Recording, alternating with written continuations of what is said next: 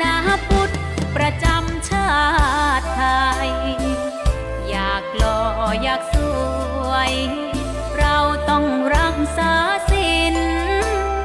อยากมีอันจะกินต้องหมั่นทำบุญทำทานเอาไว้เข้าวัดสวดมนต์ฝึกฝนสติให้ว่องไวรีบทำตอนที่เราทำเองได้อย่ารอจนตายถึงเข้าวัดว่าเข้าวัดยังเป็นจะได้เห็นแต่น้ำใจเข้าวัดยามตาจะได้เห็นแต่น้ำตาก่อนจะสายเกินขอเชิญมาใช้ชีวิตให้คุ้มค่าเจริญทานศีลภาวนาสั่งสมบารมีไว้ทำบุญตอนที่ยังมีชีวิตย่อมดีกว่ารอเขาอุทิศบุญให้อย่ามัวหลงเพลินเดินห่างวัดตัวอย่างชัดๆมีมากมายเข้าวัดตอนตายสายเกินแก้กรรม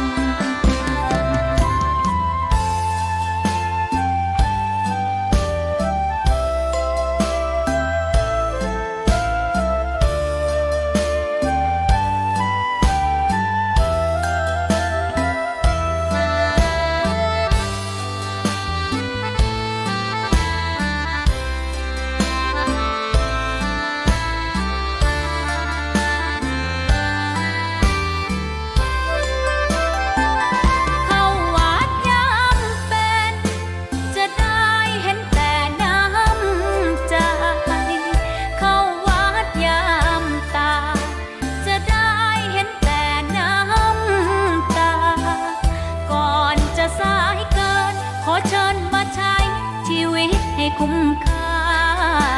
เจริญทานศีลภาวนาสั่งสมบารมีไว้ทำบุญตอนที่ยังมีชีวิตย่อมดีกว่ารอเขาอุทิศบุญให้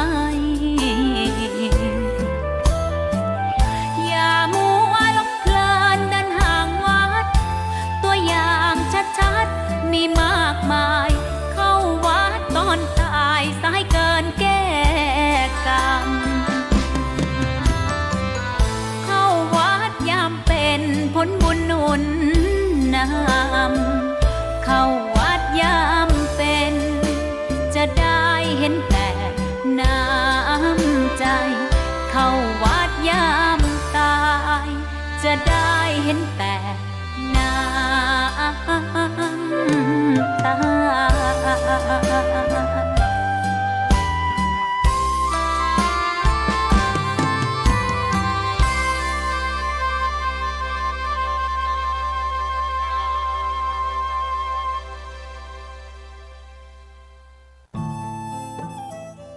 ท่านกำลังติดตามรับฟังสถานีวิทยุกระจายเสียงพระพุทธศาสนาแห่งชาติและสังคม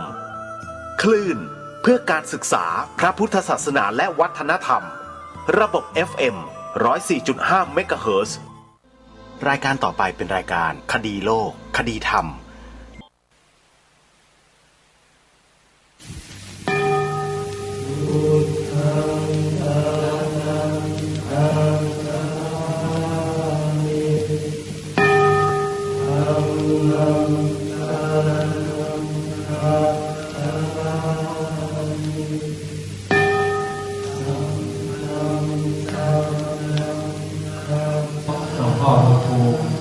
ศิรสังวร